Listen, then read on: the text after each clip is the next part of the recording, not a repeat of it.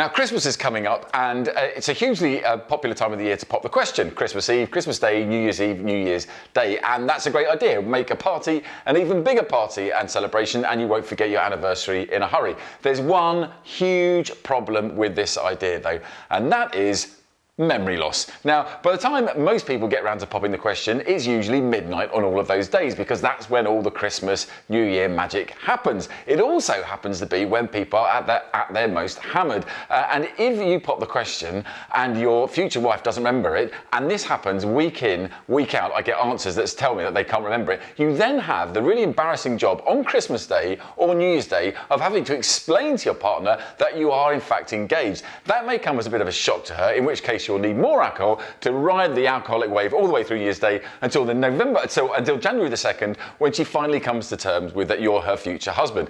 My idea would be to pop the question on each of those days at some point in the early evening or mid-afternoon when you're not going to be as drunk as you would be at midnight. Therefore, everyone can make a rational decision as to whether they want to accept your proposal or they can just bin it off and you can go your own separate ways before the big day. So that's my top tip for popping the question at Christmas time.